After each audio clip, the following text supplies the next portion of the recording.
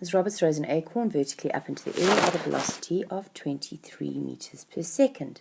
The acorn returns to its starting point in her hand. So this is the simplest of all projectile motions, up and down, exactly like that. Starting at 23, ending at negative 23, and stopping at the top at 0. Assume that she's breathing frictionless air. What is the acorn's displacement? So from the beginning to the end, the acorn is going to have made no progress at all, so it's 0 meters.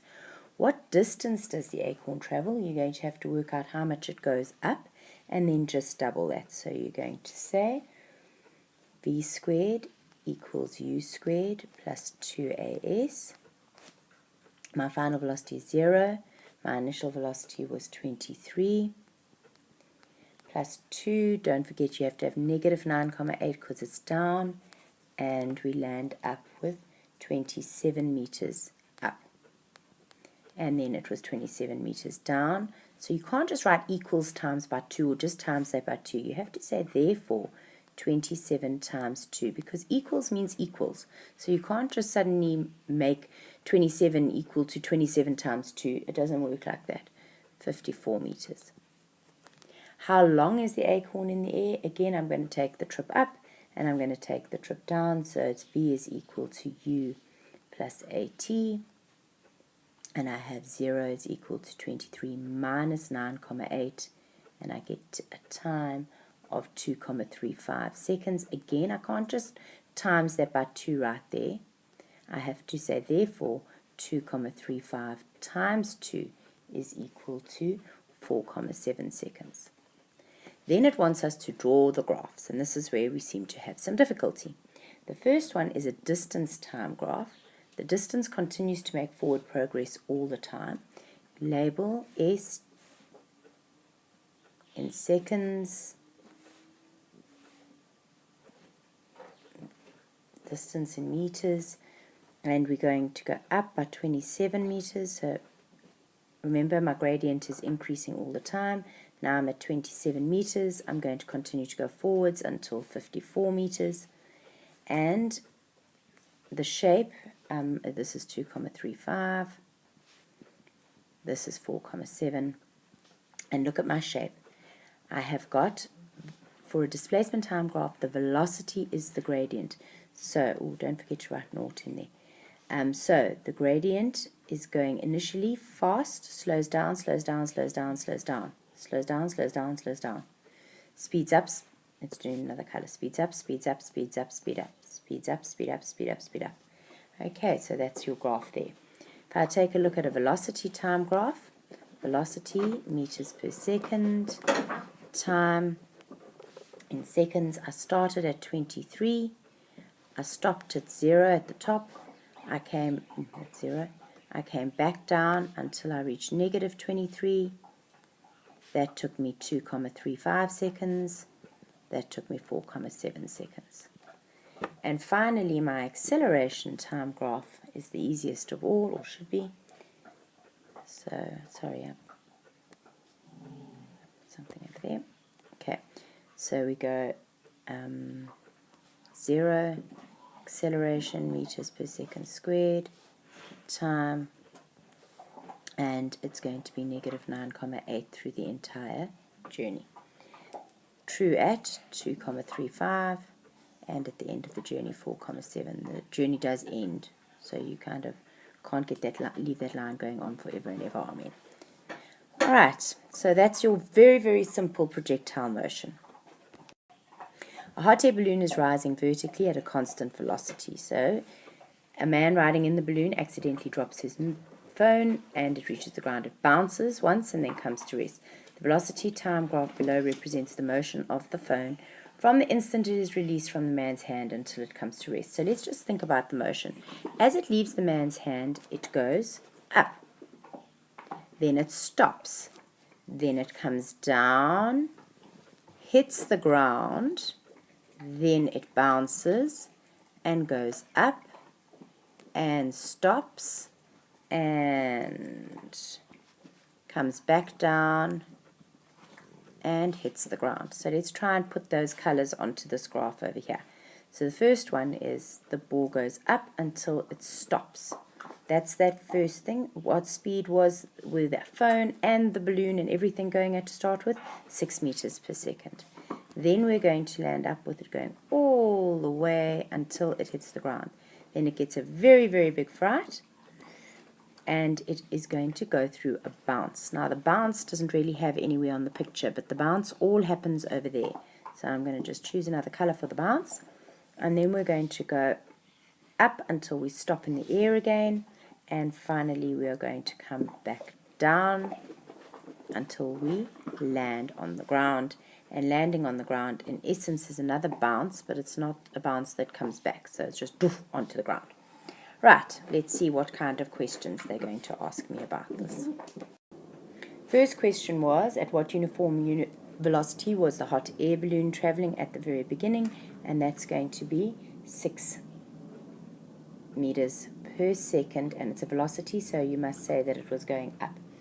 Calculate the graph's gradient from the beginning until 3.6, and that gradient is constant. It's an absolutely straight line, so you can simply go y2 minus y1 minus 30 minus 6 divided by x2 minus x1, 3,6 minus 0, and I land up with negative 10 meters per second squared, or 10 meters per second squared downhill or whatever, but they just wanted the gradient. State the significance of this value. It is, and you have to use these words, not just the acceleration. In this case, it is gravitational acceleration. Describe the position and the motion at t equals 0,6. That's when it's at the top of its projectile and is about to change direction. It is stationary. That's important to say. What happened at 3,6? That was when we had the bounce down over here, and it bounces on the ground. What was the magnitude of the velocity of the phone when it first hit the ground? And that is given on this graph. It is going to be 30 meters. They only want the magnitude, so don't write minus 30 magnitude. We don't want any sort of signs or anything in. So you're simply going to say 30 meters per second. Using values from the graphs and equation, calculate the height above the ground of the hot air balloon when it was dropped. So now things start to get a little bit more interesting. We want this entire height. Remember, I've told you you can trust your values as long as you get your signs right. So let's try and do that. My initial velocity was 6 meters per second up. My final velocity was 30 meters per second down. My gravitational acceleration, you could have used 9,8 or you could have used 10. This is from a paper that used 10, but I'm going to use the 9,8. I marked both correct, and that's obviously down. And then I'm going to say v squared is equal to u squared plus 2as. Substitute in negative 30 squared equals positive 6 squared plus 2 negative 9,8, and then a distance. And that distance turns out to be equal to 44,08. You get a negative 44,08, but it's going to be, I'm going to change it straight away into 44,08 meters, and the direction is down. All right.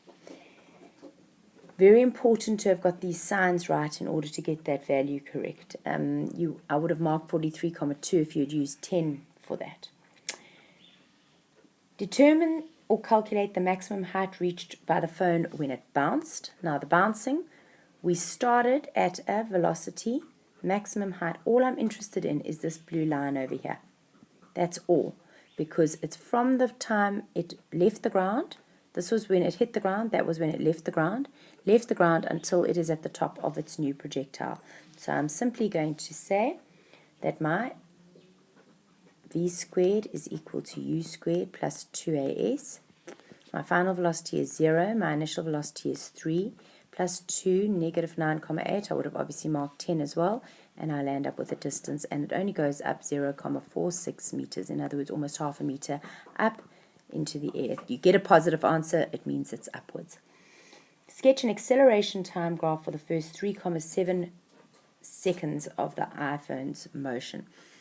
This one's a little bit trickier because you somehow need to work out what is this acceleration of this red line, because they don't just want it to 3,6. 3,6 is easy. There it is, negative 9,8. Chook. New. Up to 3,6. No problem. All right, that's your 0 line. Acceleration equals, acceleration in meters per second squared, and that part of the graph is absolutely simple. The tricky part is what happens in this little red line over here. So you're going to actually have to calculate the gradient over there, and the gradient is y2 minus y1 over x2 minus x1. So let's do that.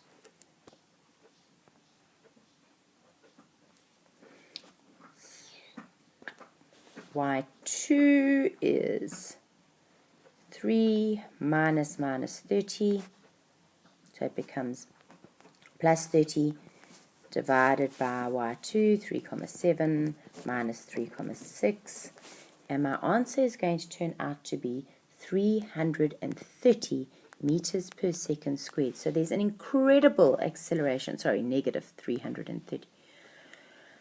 That is in the opposite direction to the original gradient. In this graph, I use negative 9,8 as downwards, so this is the opposite direction, so it's going to be positive, and all the way up here, it's going to go in the opposite direction, 330.